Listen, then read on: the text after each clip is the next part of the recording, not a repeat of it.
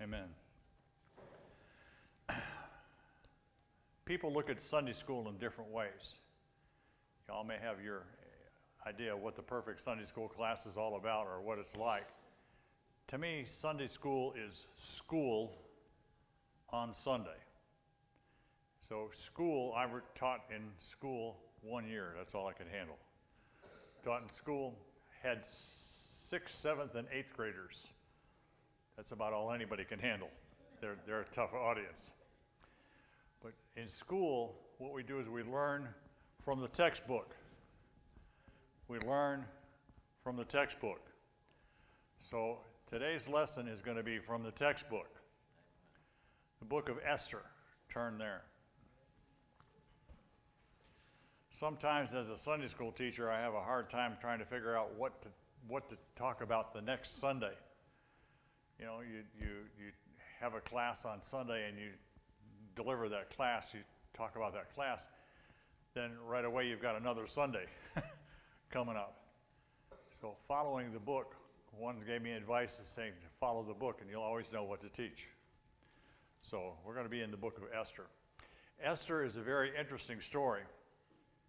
If you want to break it down, Esther is a story about women's rights. Esther's a story about a beauty pageant, the winner of a beauty pageant. Esther is also a story about attempted genocide. So kind of just a little background information about the book of Esther. In 1586 BC, I used to be a history teacher, so forgive me with dates, okay? I'm date conscious. 586 BC, Nebuchadnezzar took the Jews out of Jerusalem, moved them to Babylon. Roughly 70 years later, Babylon was overthrown by a Medo-Persian king by the name of Darius. So that's kind of in the line of history. Darius allowed the Jews, once he took over Babylon, he allowed the Jews to return to Jerusalem. Not very many did. They became complacent, liked where they were at. They had been living there for 70 years and were kind of got used to things. Just goes to show you, you can get used to almost anything. We can even get used to the current administration, maybe. The book of Esther. The word Esther, Bible names have a meaning. The word Esther means star. Since she was indeed a star, God used her here. The author of the book is unknown. Doesn't say who wrote the book. But the interesting thing is it's a very pro-Jewish book. If you read the book of Esther, you know the story of Esther is very pro-Jewish, so likely somebody who wrote it was a Jew. This person that wrote it also had to have an intimate knowledge of what court life was like in the Medo-Persian Empire and their traditions. So a Jew who knew court life and traditions from that time frame, logic would tell you it was probably Mordecai. But there's a problem with that. Some say it couldn't have been Mordecai because there's too many pats on the back in the book of Esther for Mordecai. He'd have to be very egotistical to have written a book that praised himself so many different times. So who then? If it wasn't Mordecai, who could it possibly be? 30 years after this book was written, the book of Esther was written, there was a fellow by the name of Ezra, who was a Jew, who was in the court of the Medo-Persian Empire and knew the story of Esther and Mordecai from before. So it likely was Ezra, but we won't be too dogmatic about that. Okay? Some more facts and figures about the book. The book was apparently written sometime right around 470 BC. But we can't be real sure about the exact date of that, so it could have been as late as, or no later than, 424 BC. So 470 to 424. It was under the reign of a fellow by the name of Artaxerxes. Okay? So Artaxerxes was the son of the king that's mentioned in this book. The king that's mentioned in the book of Esther is Ahasuerus. his Greek name, he was known by his Greek name of Xerxes.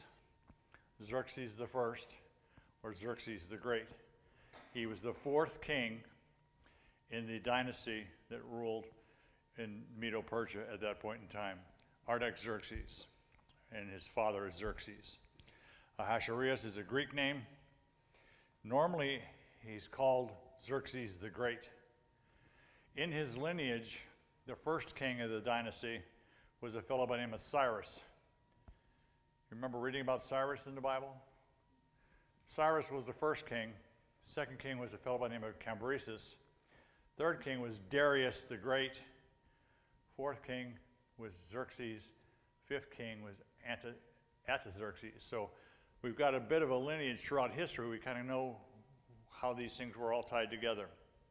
Okay. Xerxes is known to history primarily for one thing outside of the book of Esther. He's known for invading Greece. There was a big invasion of Greece, and the Persians came in and tried to invade Greece and got thoroughly trounced. So he backed off and went back to Medo-Persia, but this is Xerxes' fellow. The book is actually part of a collection of 5 books. They were called scrolls back then. They used them as scrolls. And this is the last of 5 scrolls. The scrolls are the Song of Solomon, Lamentations, Ecclesiastes, Esther, and Ruth. So this is all just background information. The book was primarily read at a feast that happened once a year called the Feast of Purim, and we're going to get into that in the book, what Purim is all about. But it was basically to point to the origins of Purim. What's Purim all about? It's interesting that there are people who are always skeptical. There are people there's always naysayers, no matter where you go. There's always somebody who says, yeah, but. And in this particular case, there are people who say, well, this book is not a book of real history. It's a bunch of fairy tales. It's a myth. It's a story.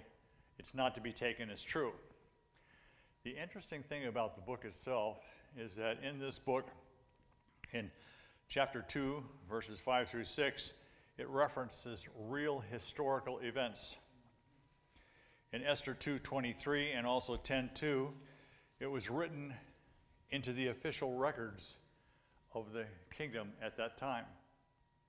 We would call it today ACTA.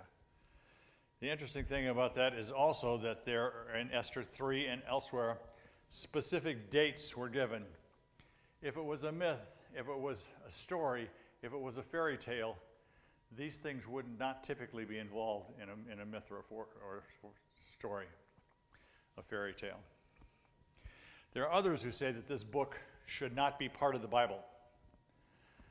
It should not be part of the Bible because, why? They say, well, the name of God is not mentioned one time in the book of Esther. Esther's 10 chapters. Not one time is the name of God mentioned.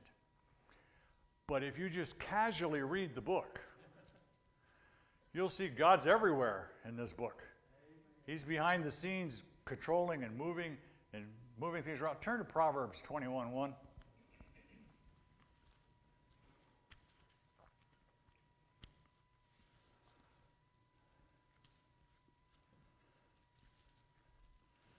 Got a brand new Bible. It's hard to find anything. Yeah. Proverbs 21:1. The heart of the king is in the hand of the Lord. As the rivers of waters, he turneth it whithersoever he will. God is all over the book of Esther. He's in the background. He's moving. He's taking events and changing things around. He's altering things. He's working things according to his will so that the outcome will come out as God would have it to be. We'll see that as we delve into this book. Interesting book. God's behind the scenes working circumstances. There are some that say, well, it's just coincidence. Folks, stuff doesn't just happen. There is a cause for every effect. And that is indeed true with this book. There's a cause and effect, and we're going to see what's going to happen here as we get into this thing. The main purpose of this book, I believe, is to show one thing. God's in control. And in today's climate, it's good to know that God's in control. There used to be a song that they used to be sung by a Southern gospel group. I can't remember which group it was, but the song kind of sums up my philosophy. I've read the back of the book, and we win. No matter how tough, no matter how difficult it is, no matter how hard of a time you're going through, God's in control. He's working all things according to his will. You say, well, what about the bad stuff? He's going to take some bad stuff and he's going to turn it around in this book of Esther to be good. He's going to take a threat to the Jews of genocide. People that are in this book, some of them want to murder, kill, do away with all of the Jews. We're not talking about Adolf Hitler in World War II. We're talking about a fellow by the name of Haman in this time frame. God's in control. He takes that and turns it around, as we're going to see. There are 7 feasts that are listed in the book of Esther. 7 different feasts, and the book is kind of centered around feasting and feast days. In chapter 1, there's a feast of 180 days. That's one heck of a feast. Half a year. That's a lot of feast, okay? Right after that 180-day feast, there's a 7-day feast. Again, in chapter 1 and verse number 9, there's the Queen's feast, Vashti. She has a feast. Also, there's a feast in chapter number 2, where Esther is made queen, her coronation ceremony. There's a feast to lure Haman, the bad guy, into a trap. Then there's another feast where the trap is sprung. And finally, there's a Feast of Purim, which is a victory of feast. Some say that there's very close ties here in some ways between Haman, the villain of the book of Esther, and a fellow by the name of Adolf Hitler. And if you think about it, Adolf Hitler and Haman both hated the Jews. Not only did he hate the Jews, he found them to be different. The Bible says about Haman and the Jews, he found them diverse. They're different. You know what? We're all different. Live with it. Live with those that are different. Pray for those that are lost. But don't hate people. That's not what it's all about. Hitler hated the Jews. Haman hated the Jews. It's also a story of planned genocide. As I said before, Haman wanted to murder all the Jews because of his hatred of them. And he wanted them not just in the capital city where he lived, but throughout the whole territory. And we're going to find that territory ran from the country of India all the way over to Ethiopia, 127 different provinces, different languages, different people groups, whatever, in that whole territory. And genocide is what he's looking to do. In Haman's day and in Hitler's day, his plans of genocide were paid for by the government, okay? Sponsored by the government. And also, he decided that he would help to pay for the costs of the genocide through the taking of the spoils. Hitler took the spoils from the Jews in World War II. He took their property, he took their clothing, he even took their teeth and took their hair. I mean, this is very close similarities. Now let's go to the book. Esther Chapter 1.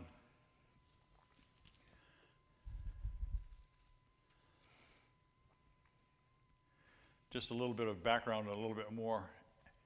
Ahasuerus, or Xerxes, whichever you prefer, His mother was the daughter of Cyrus the Great. His father was Darius the Great. He lived between 518 and 465 BC in the empire of Medo-Persia. Let's read verse 1, chapter 1, book of Esther. Now it came to pass in the days of Ahasuerus, this is Ahasuerus, which reigned from India even unto Ethiopia, over 120 provinces, that in those days, when King Ahasuerus sat on the throne of his kingdom, which was in Shushan, the palace, in the 3rd year of his reign, he made a feast unto all his princes and his servants, the power of Persia and Media, the nobles, the princes of the provinces being before him, when he showed the riches of his glorious kingdom and the honor of his excellent majesty many days, even 180 days. And when those days were expired, the king made a feast unto all the people that were present in Shushan the palace, both unto the great and unto the small, 7 days in the court of the garden of the king. It's interesting. Words are important. When you look at the Bible, it was put together, the author of the Bible is God himself. Man was used as, if you will, a secretary to write down what God put in his head. Okay? Words are important. If we take a word out or remove a word around or we change words around, we can change the entire meaning of a verse. Just to give you an example, my favorite example. In the book of Genesis, I believe it's chapter 22, Abraham is taking Isaac, his son, and he's going up to sacrifice. God told him, sacrifice your son, your only son, on the altar in the place where I tell you it is in Mount Moriah. And Abraham is obeying. He's taking his son, his only begotten son, with him. And they get up to the mountain, and the son says to Abraham, Father, here is the wood, here is the fire. Where is the lamb? And Abraham answers, my son, God shall prepare himself a lamb for the sacrifice. It doesn't say God shall prepare for himself a sacrifice. It says God will prepare himself a lamb for the sacrifice. The words and the order of words are extremely important because they determine the meaning of the sentence and of the verse, okay? So just to give you an example. So the words are important. So let's look at some of the words here and see what's going on. First of all, he made a feast, verse number 3. This is the first feast talked about. The word for feast here means a banquet. I can understand that. Tomorrow we're going to have a banquet. We're going to have a banquet here. But the banquet meaning here in the Old Testament is a banquet with drinking, heavy drinking, as we're going to read on a little bit later on. So there's a lot of eating, a lot of drinking. Verse number 3, it says, who is this banquet for? Who are the attendees of the banquet? Notice in verse number 3, it says, for his princes and his servants, the power of Persia and Media, the nobles, the princes of the province being before him. Who were the audience? The audience was the government, was his officials, those that were in line, those who obeyed him. 180 days he's feasting for the government. Let's go on a little bit further. He made his second feast in verse number 5. When these days were expired, the king made a feast unto all the people. So he's already feasted with his own people, his own officers, his own, what's the word I want to use? His own followers, okay? He's already feasted for them for 180 days. Now he's going to get 7 days. And who's it for? Let's see who it's for. Who's the audience? Verse number 5. The king made a feast unto all the people that were present in Shushan in the palace, both unto great and unto small, 7 days in the court of the king's garden place. So the first feast was for the in crowd. The second feast was for all the people of the city of the capital. Okay? Let's go on. Verse number 6. Where were white and green and blue hangings fastened with cords of fine linen, purple to silver rings and pillars of marble. The beds were gold and silver upon a pavement of red and blue and white and black marble. Get the idea of a little bit of opulence here? I don't know about your house, but my house does not have red, white, and blue, black marble anywhere, silver hanging from anywhere. Verse number 7, and they gave them drink in vessels of gold, the vessels being diverse one from another, and royal wine in abundance, according to the state of the king. Verse number 8, and the drinking was according to the law. None did compel, for so the king had appointed to all the officers of the house that they should do according to every man's pleasure. What sticks out to me in these passages that we just read, there's a lot of drinking going on. They'd had 180 days of feasting, 180 days of drinking. They had 7 more days of drinking. They're drinking a lot, not just a little bit, and it's all supplied by the king, so it's all free as far as they're concerned. Verse number 9. Also Vashti the Queen made a feast for the women in the royal house which belongeth to King Ahasuerus. So she's having a feast of her own, and a feast for her own is for those that are in the palace, those women that are in the palace. So there's specific audiences in each one of these particular arenas. Vashti the Queen, we're going to talk a little bit about her. The Medo-Persian kings would marry wives typically from one of 7 prominent families within the empire. Vashti certainly was most likely one of these families. She was of a prominent family. Let's take a look at Vashti. Verse number 10. On the 7th day, when the heart of the king was merry with wine, he commanded Mehuman,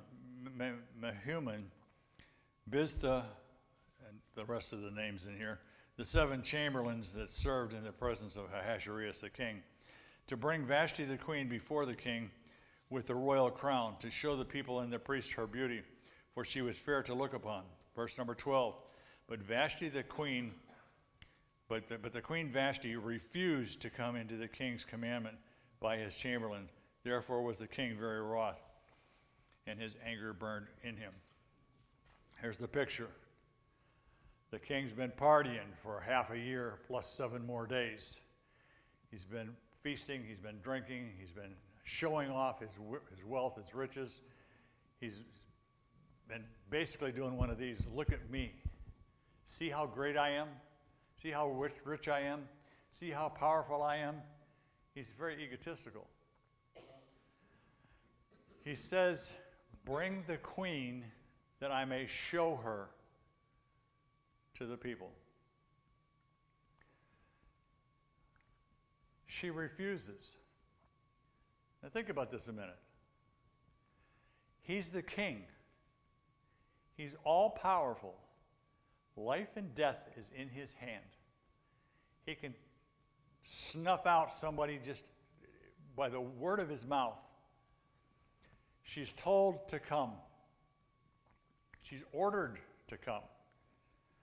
She says, no. Was Vashti right in saying no? That's the question that arises from here. Some say that she was right in saying no. Others say that she deserved punishment. She deserved death. I believe that she did not want to have herself shown off in front of the others. Some would say this is the beginning of women's rights, okay, of women's lib. I don't believe that's the case, but she had enough class to not want to be an object to be displayed for all the world to see. She was the queen. She was the king's wife. Some have a different opinion about her. The Bible doesn't say, but it says here to bring Vashti, in verse 11, to bring Vashti the queen before the king with the crown royal, to show the people and the princes her beauty, for she was fair to look upon. She disobeyed. Verse number 13. Then the king said unto the wise men, which knew the times, for so was the king's manner toward all that knew the law and the language and judgment. The next to him was, and a bunch of names again, 7 princes of Persia and Media, which saw the queen's face, and which sat first in the kingdom. What shall we do unto the queen Vashti according to the law, because she hath not performed the commandment of the king Ahasuerus by the chamberlains? They didn't know what to do. What do we do with her? And Memucan answered before the king and the princes, Vashti the queen hath not done wrong to the king only, but also to all the princes and to all the people that are in all the provinces of the king Ahasuerus. How could she be affecting all the other ones? Let's read on. For this deed of the queen shall come abroad unto all women, so that they shall despise their husbands in their eyes. And when it shall be reported, the king Ahasuerus commanded Vashti queen to be brought before him, but she came not. This is a dangerous thing. She said no. That means that all the women in the kingdom will now be able to say no to their husbands. What a dangerous thing, right? Can be. You're worried about women's rights. Women have rights. God given all. Verse number 18. Likewise shall the ladies of Persia and Media say to this day unto all the king's princes, which have heard of the deed of the queen, thus shall arise too much contempt and wrath. If it please the king, let there go a royal commandment from him. Let it be written among the laws of the Persians and the Medes, that it be not altered. An alterable law. Once they wrote it down, that was it. That Vashti come no more before the king Ahasuerus. She was banished. And let the king give her royal estate to another that is better than she. She was banished, she was divorced, and all of her goods were taken. He didn't kill her, but he banished her, okay? Verse 20, and when the king's decree, which he shall make, shall be published throughout all his empire, for it is great, all the wives shall give to their husbands honor, both to great and to small. You can't legislate honor and respect. Anybody here in the military? Used to be in the military? You know that when an order is given in the military, you obey the order. But you also know that in the military they have a procedure whereby you meet an officer, you meet someone who's of higher rank, you salute them. Okay? You're showing respect to the office of the person you're meeting. You're showing respect for his office. That doesn't necessarily mean respect for his person. You're showing respect for his office.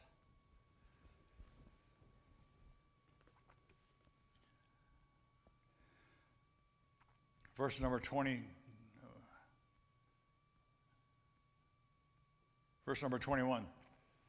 And the saying pleased the king and the princes, and the king did according to the word of Memucan. For he sent letters unto all the king's provinces, and to every promise according to the writing thereof, and to every people after their language, to every man, that every man shall bear rule in his own house, that it should be published according to the language of every people. Chapter number 2. After these things, when the wrath of King Ahasuerus was appeased, he remembered Vashti and what she had done and what was decreed against her. The Bible doesn't say specifically what he remembered of her, but I gotta believe it says after these things, when the king's wrath was appeased, after he sobered up, after he stopped his drinking, after he finally came back to awareness of what was real, he realized what he had done. But it couldn't be changed. It was written in the law of the Medes and the Persians, which cannot be altered. We just read that part. So I believe he had second thoughts, but it was too late. Sometimes when we make decisions, it's too late to alter and change those decisions. So it's important that when we make decisions, we get good counsel. We get good counsel. We get good counsel. The king had bad counsel. Verse number 2.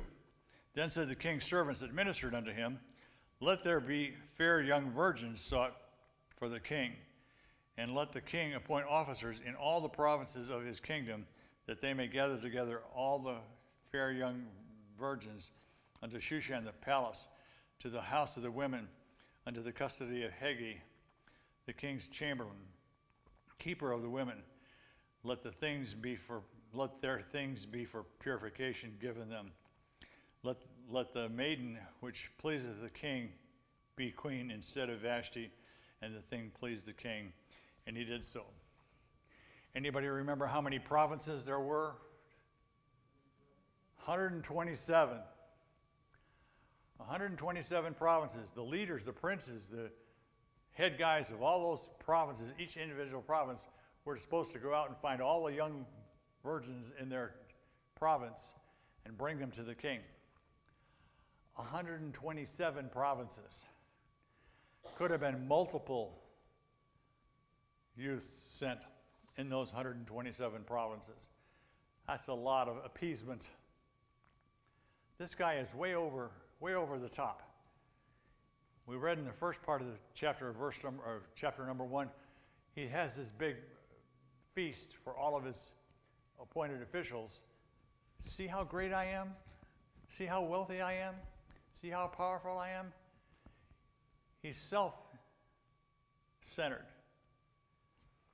Before we get too far in blasting him, we're all somewhat self-centered. We need to control that. Okay? He was pleased. All these young maidens.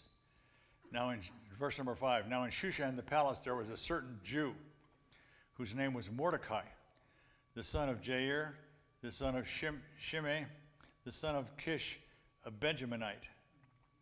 So it gives his lineage, it gives his name as Mordecai. By the way, the name Mordecai means follower or worshiper of Marduk. Marduk was the god, the main god of the Babylonian Empire. He had taken on a Babylonian name. Is that a bad thing? How about Shadrach, Meshach, and Abednego? They took on Babylonian names as well, or Daniel, even in that case.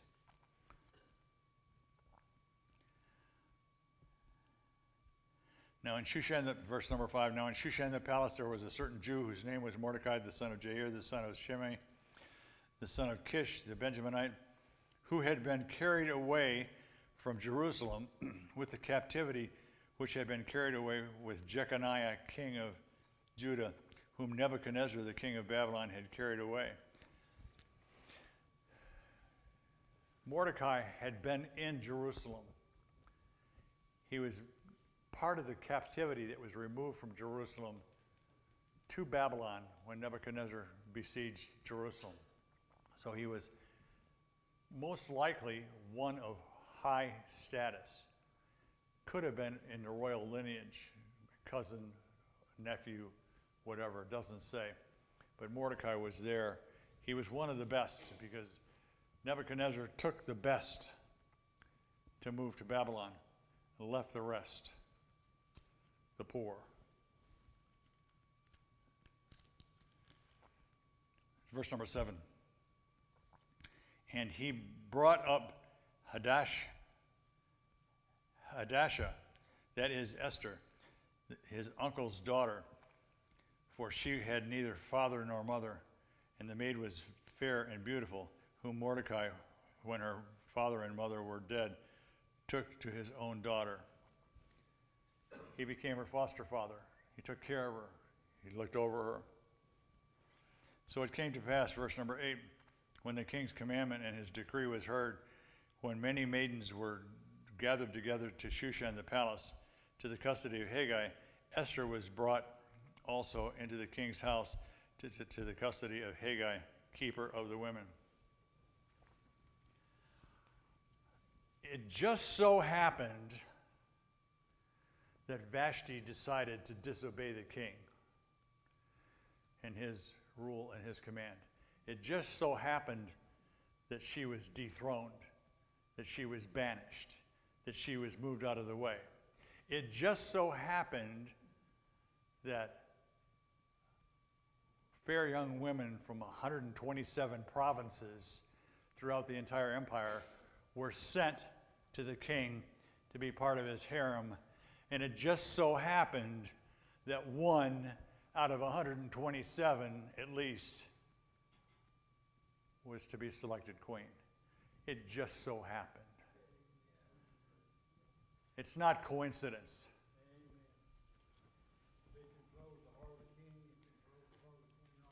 He controls the heart of each and every one of us. Indeed, he does.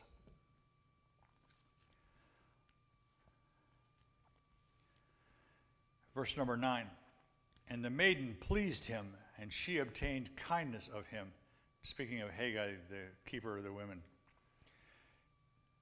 And the maiden pleased him, and she obtained kindness of him.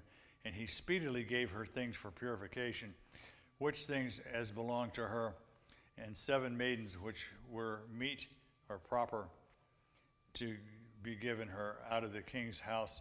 And he preferred her and her maids unto the best place of the house of the women. This chamberlain, this officer, I had to look up chamberlain because it's not a term we typically use today. What's a chamberlain? A chamberlain is an officer in the royalty's household that is in charge of the chambers, chamberlain, in charge of the chambers of the king or the queen. In other words, he's a personal servant for the bedroom, for the living quarters of where the king lives. The word chamberlain in this particular context typically means a eunuch. He was a eunuch in charge of the house of the women. It says here that in verse number 9, he preferred her and her maids unto the best place of the house of the women. He preferred her. He chose her. He showed her favor. If you will, she found grace in his eyes. God's all over this book. His name's not mentioned, but God's all over this book. She found grace in his sight. Verse number 10. Esther had not showed her people nor her kindred, for Mordecai had charged her that she should not show it. There was anti-Semitism even in that day.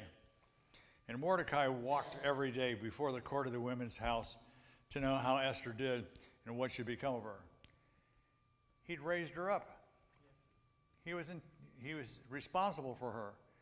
Now she's away from him, taken away from him and put into the king's potential harem, and he's concerned. He goes to see every day, it says.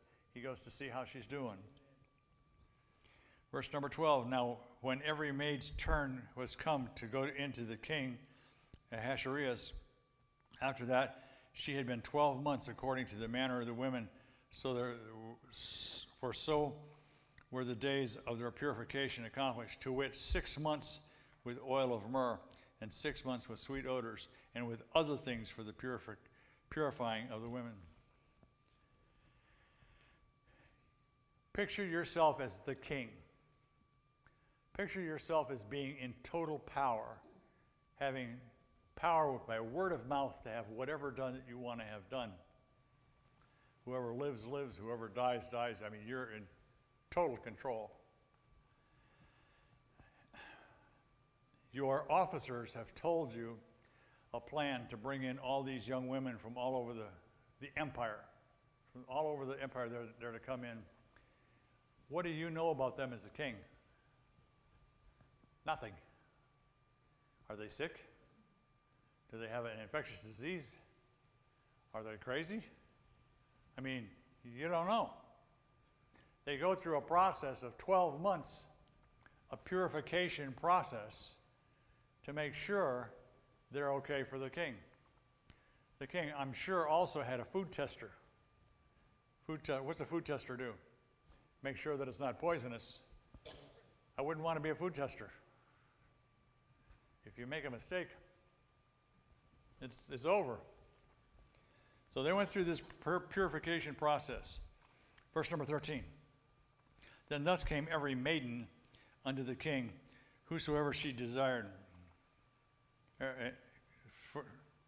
Thus came every maiden unto the king, whatsoever she desired was given her to go with her out of the house of the women unto the king's house. In the evening she went, and on the morrow she returned unto the second house of the women, to the custody of this guy, whatever his name is, the king's chamberlain, which kept the concubines. She came unto the king no more, except the king delighted in her, and that she were called by name. Now when the turn of Esther, the daughter of Abihail, the uncle of Mordecai, who had taken her for his daughter, was come to go in unto the king, she required nothing but what Haggai, the king's chamberlain, the keeper of the women, appointed her.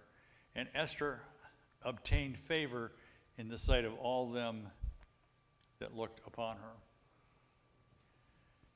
Again, she receives favor. They look upon her, she's favored. She's given a position above all the others. She's favored. She's given grace.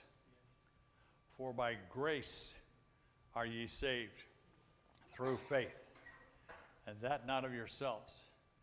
It is a work of God, not of yourselves, lest any man should boast. I got it mixed up, but you get the general idea. By grace, God shows grace. He talks in here, there are several terms that I want you to take a look at. Verse number 13, thus came every maiden. In the Strong's Concordance, the Hebrew word for maiden is number 5291.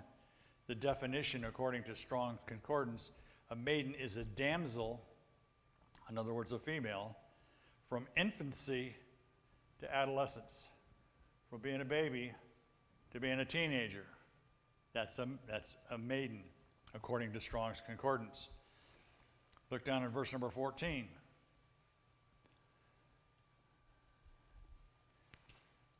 It talks about the concubines.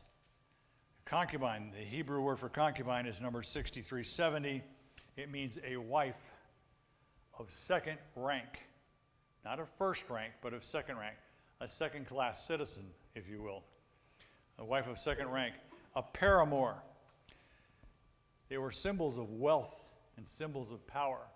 Someone who was wealthy and who had power back in those days had a wife, maybe several wives, and a whole bunch of concubines. I won't have to go into any more detail than that. That's what they were all about.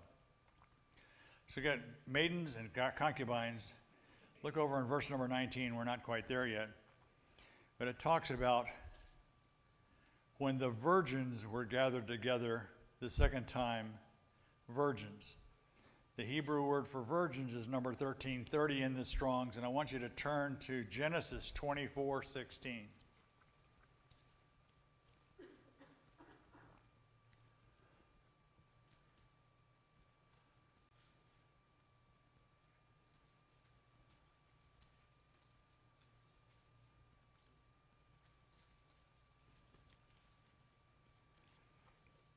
Genesis 24:16. Actually, let's go to 24:15 and we'll read through to 16. Genesis 24:16, 15:16. And it came to pass, before he had done speaking, that behold, Reuben came out that behold, Rebekah came out, who was born to Bethuel, son of Milcah, the wife of Nahor, Abram's brother, and her picture, with her picture upon her shoulder. And the damsel was very fair to look upon. What's the next two words? A virgin. What's it say a virgin is right after that? Neither had any man known her. It's not just a young maiden, not just a damsel. It's a pure, chaste young woman. Three different terms in the story of Esther. Talks about maidens, talks about concubines, talks about virgins. All different definitions according to Strong's, but more importantly, according to your Bible.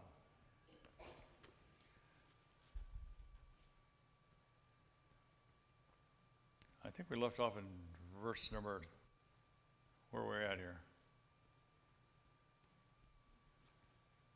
Verse number 16, let's go there. So Esther was taken unto King Ahasuerus, under his house royal, in the 10th month, which is in the month of Tebeth, in the 7th year of his reign. Do you notice something? What we just read? It's a date. Myths and legends, stories, fairy tales don't typically have dates. A specific date is given here. Okay? In the 7th year of his reign. And the king loved Esther above all the women, and she obtained, what's it say? Grace and favor in his sight, more than all the virgins, so that he set the royal crown upon her head and made her queen instead of Vashti. Then the king made a great feast. This is feast number 4. Unto all the princes and servants, even Esther's feasts. He made a release to the provinces and gave gifts according to the state of the king. And when the virgins were gathered together the second time, then Mordecai sat in the king's gate. To sit in the king's gate is reference to being a court official, someone who is of importance within the government. It's not just to sit physically in a gate, but business was typically done in the king's gate, in the gate of the king. So he was an official in the king's rule. Okay. Verse number 20. Esther had not yet showed her kindred nor her people, as Mordecai had charged her. Why did Mordecai charge her to not tell her lineage? He didn't want to know, and he wanted her protected. Because there was anti-Semitism all over the place, even in those days. For Esther did the commandment of Mordecai, like as when she was brought up with him. Raise up a child in the way they should go, and in their old age they will follow it. That's a Hughism based upon a Bible verse. Verse number 21. And in those days, while Mordecai sat in the king's gate, 2 of the king's chamberlains, Bigthan and Teresh, of those which kept the door, were wroth and sought to lay hands on King Ahasuerus. What's it mean to keep the door? Guard, security, right? Sad to say that in this day and age we need security more than we've ever needed it before. We're a civilized nation, so they say, and yet all kind of problems and difficulties happen in churches and schools and various other so-called safe places. These guys were in charge of keeping the door of the king's chamber. They were royal security for the king's being himself. They were in charge of protecting the king. Verse 21, and let's go back to 21. Which kept the door, which were wroth and sought to lay hand on King Ahasuerus. They had turned against their king. They were going to lay hand upon him. This doesn't mean they were going to slap him around. They were wanting to do him in. And the thing was known to Mordecai, who told it unto Esther the queen, and Esther certified the king thereof, in Mordecai's name. And when the inquisition was made of the matter, it was found out. Therefore, they were both hanged on a tree, and it was written in the book of Chronicles before the king. It was written in the book of Chronicles before the king. It's not a myth. It's not a legend. It was actually written into government documents. It just so happened that they wrote it into government documents. It's not that important, is it? We're going to find out later that it's of vast importance. Chapter number 3. After these things did King Ahasuerus promote Haman, the son of Hammedatha, the Agagite, and advanced him and set his seal above all the princes that were with him. Haman the Agagite. What's this all about? Turn to 1 Samuel chapter 15.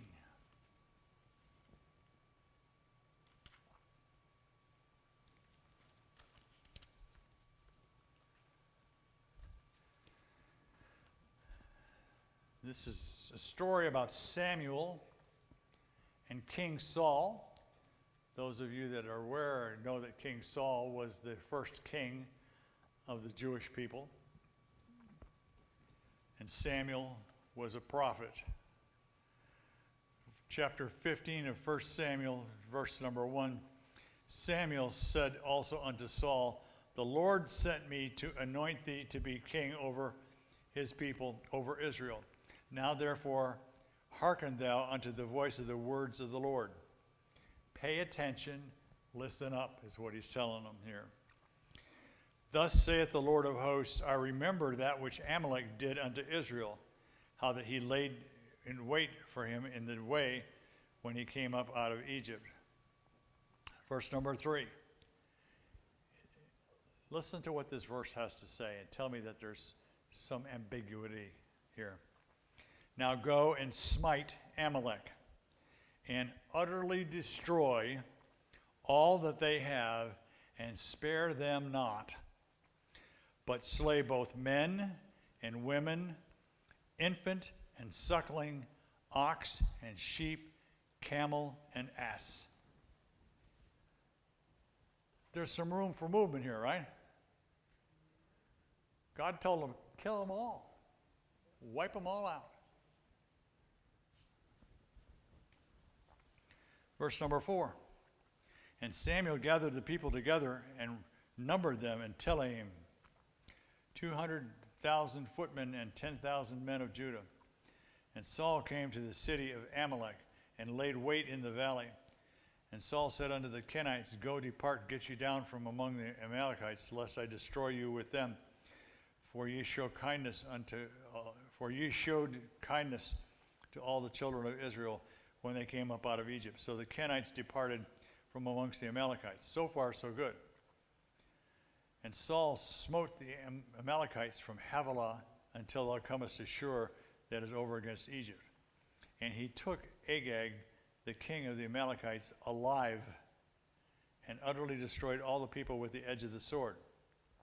But Saul and the people spared Agag, and the best of the sheep, and of the oxen, and of the fatlings, and the lambs, and all that was good, and would not utterly destroy them.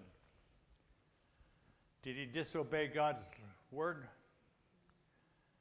God said, get rid of them all. He did wrong. Who was the king of the Amalekites? Verse number 8. Agag. Haman was of the lineage of Agag.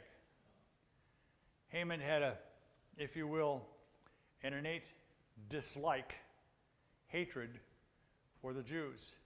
He's made number 2 in the kingdom of the Medo-Persians. He's given power. We know if somebody else was given number 2 in a major kingdom. A fellow by the name of Joseph was made Pharaoh's number 2 man. Lots of power. We'll continue this lesson next week. Let's close in prayer. Brother Benny, would you close us in prayer? Gracious